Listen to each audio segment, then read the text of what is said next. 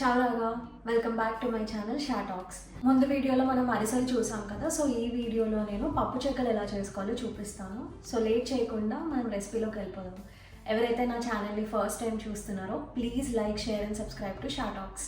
First నేను ఒక బౌల్లోకి 2 టేబుల్ స్పూన్స్ పచ్చిశనగపప్పు అండ్ 1 టేబుల్ స్పూన్ పెసరపప్పు తీసుకుంటున్నాను. ఇప్పుడు ఈ రెండింటిని నీట్గా ఒక్కసారి వాష్ చేసి మనం అట్లీస్ట్ దీన్ని 2 అవర్స్ సోక్ చేసి ఉంచాలి.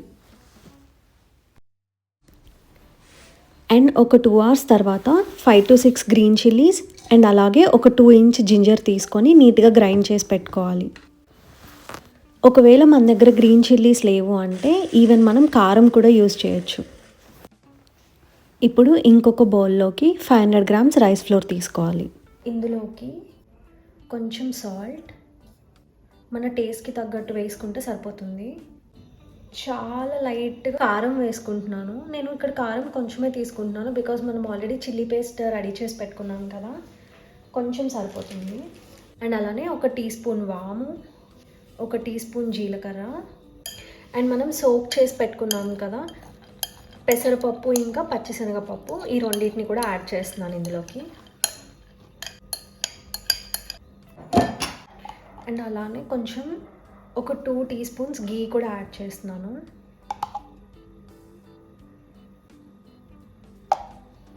అండ్ మనం రెడీ చేసి పెట్టుకున్నాం కదా చిల్లీస్ ఇంకా కొంచెం అల్లం యాడ్ చేసాం ఇందులోకి. ఈ పేస్ట్ అంతా కూడా ఇందులోకి యాడ్ చేస్తున్నాను.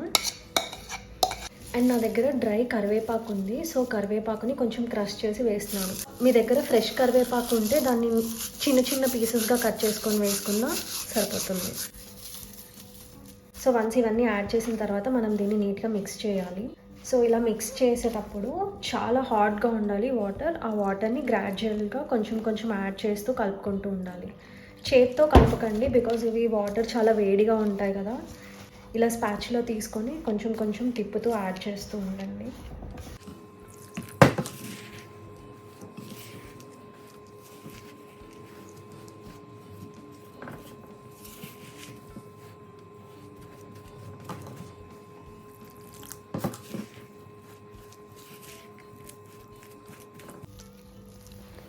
ఇలా వాటర్ అంతా స్ప్రెడ్ అయ్యాక మీరు చేత్తో కలిపేసుకోవచ్చు.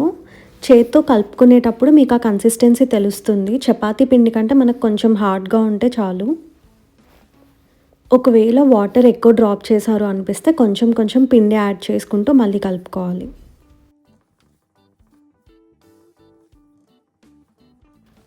నేను వీటిని ఫ్రై చేసుకోవడానికి అరిసెలకు యూజ్ చేసిన ఆయిలే యూజ్ చేసుకుంటున్నాను. సో మీరు అట్లీస్ట్ ఒక 20 మినిట్స్ ముందు ఆయిల్ని హీట్ చేసుకోండి. దీన్ని వన్స్ ఇలా మనం ప్రిపేర్ చేసుకున్న తర్వాత దీని మీద ఒక వెట్ క్లాత్ వేస్తే మనకి మాయిశ్చర్ పోకుండా ఉంటుంది.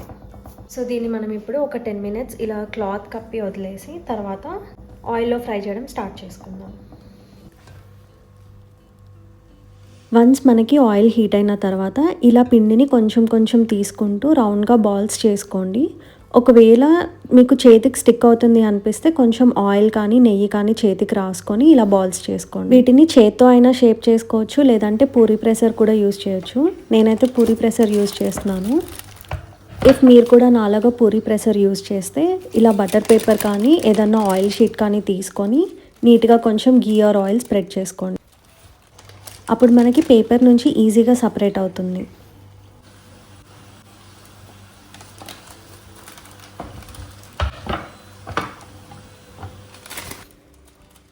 అండ్ వీటిని నేను ఇక్కడ కాటన్ క్లాత్ మీదే స్ప్రెడ్ చేసుకుంటున్నాను బికాజ్ మనం తీసేటప్పుడు బ్రేక్ అవ్వకుండా ఉంటాయి.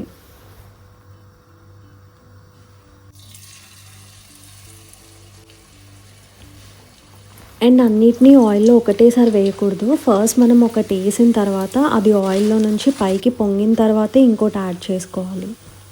లేదంటే మనం ఆయిల్లో వేయంగానే అవన్నీ స్టిక్ అయిపోతాయి.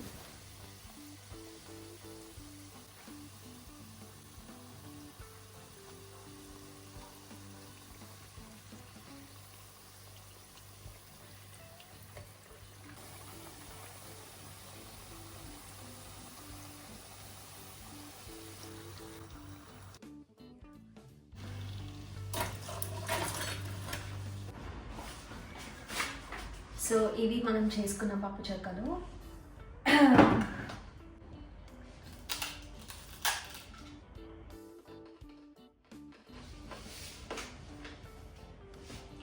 చాలా బాగా వచ్చాయి, మీరు కూడా ట్రై చేయండి. మళ్ళీ మనం నెక్స్ట్ ఒక కుకింగ్ వీడియోలో మీట్ అవుదాం. Once again wish you all happy Sankranti. Thanks for watching. Until then, bye. Take care.